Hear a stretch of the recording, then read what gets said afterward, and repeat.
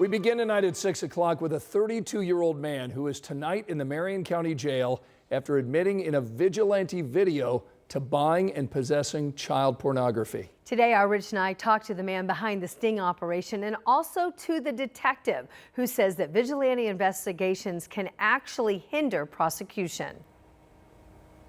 A group called Predator Poachers posted this video on Saturday. A 32-year-old man admits to buying child porn. How many photos of naked stuff under 18 do you think is on your phone? I don't know, probably 100. The man also admits to sending a photo of his private part to who he thought was a 13-year-old girl. When police show up, the man admits the same things again. Did you buy nude photos of 14-year-olds? Is that what you told me? Just be honest. Yeah. But Metro Police did not arrest the man that day. We were able to use that as tip information only. That investigation is not, it's not something that we can defend in court. IMPD says officers confronted the man again on Tuesday, and he allowed them to search his phone. He was arrested for possession of child sexual abuse material. I don't want to say we got lucky, but we kind of did, because the person that the vigilante group confronted could have very easily erased everything from their phone, could have very easily gotten rid of any evidence, and that would have been the end of this investigation. Police say that see something, say something still applies. Police encourage and want those tips, but they don't want the public conducting their own investigations. The head of Predator Poachers argues the video confessions build a stronger case for prosecutors. He admitted all of this to multiple people. He admitted this on cop body cam, and he needs to be charged for it, because anytime there's a crime left on the table with these child predators, they're going to take full advantage, and the sooner they're out, the sooner they offend again. Predator Poachers claims to have conducted stings in all 50 states, leading to over 300 convictions. In Indianapolis, Rich Knight, 13 News. Now, 13 News is not naming the suspect in this case because the prosecutor has not yet formally charged that man with any crimes. Tonight at 6, a Greenfield man is now sentenced to federal prison for sexually exploiting children as young as 12 years old. A judge sentenced 24-year-old Bobby Linhart to 40 years in prison. He pleaded guilty to several charges, including sexual exploitation of a minor.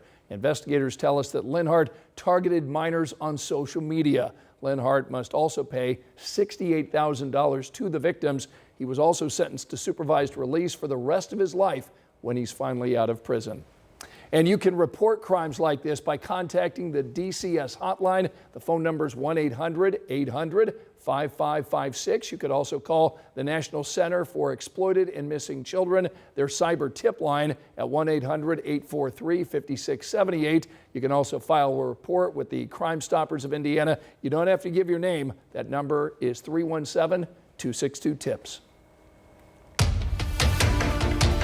We do have some breaking news during rush hour tonight to the south side, where there's a crash on eastbound I-465 around South Meridian. So this is between Harding and Bluff Road.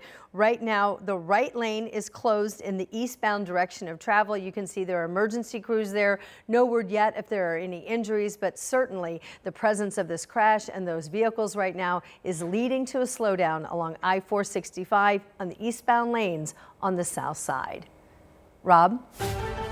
Well, nothing weather related that's causing any issues traffic wise, except maybe the glare of the sunshine through some kind of hazy skies at times. Have seen some blue sky. Temperatures have been warmed up by some strong southwest winds. It's been pretty breezy out there. We've got breezes out of the southwest gusting to 24 miles per hour. That's allowed the temperatures, though, to warm up into the mid 70s, and just about everyone has been on the exact same page because of those gusty winds.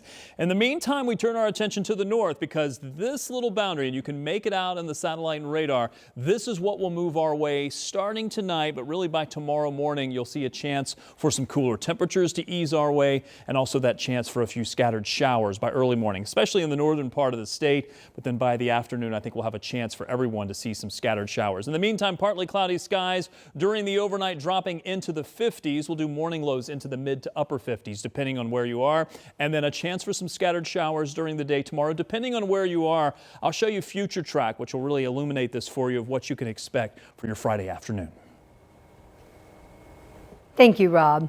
Tonight, the investigation continues into a shooting that involves Metro Police that went down on Indy's South Side. All of this unfolding last night near Sumner Avenue and Harding Street. A neighbor tells our Ashton Hackman the man police shot had some ongoing issues with someone right across the street.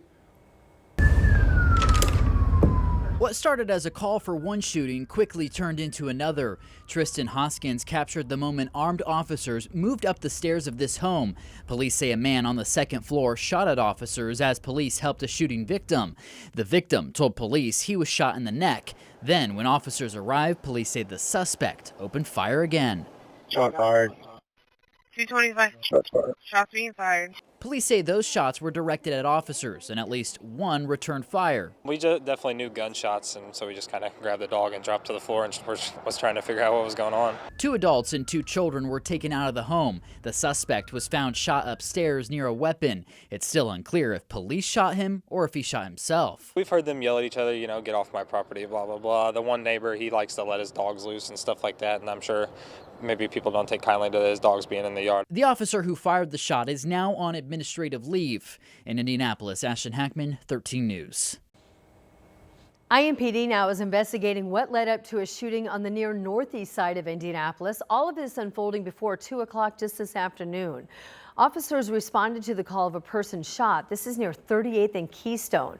One person at the hospital in stable condition. Right now, we're still working to find out more about the victim, what led up to the conflict there, and if anyone is in custody.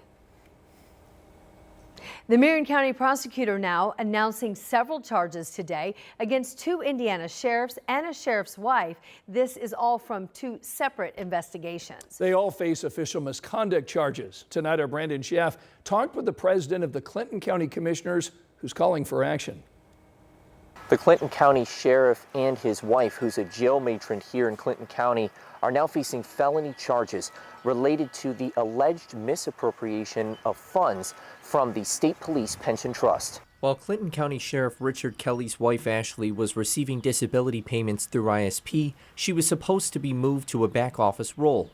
According to Marion County Prosecutor Ryan Mears, an investigation found she was allegedly still having contact with inmates, involved with police investigations, and exerting herself on and off duty.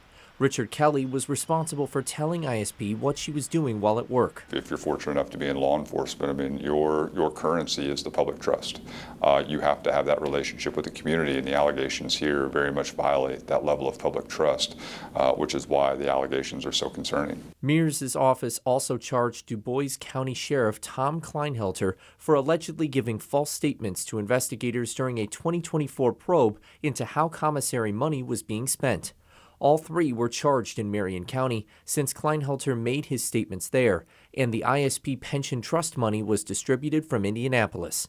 Brandon Schaff, 13 News. Now today, 13 News did reach out to the Clinton and Du Bois County Sheriff's offices, but has yet to hear back for comment.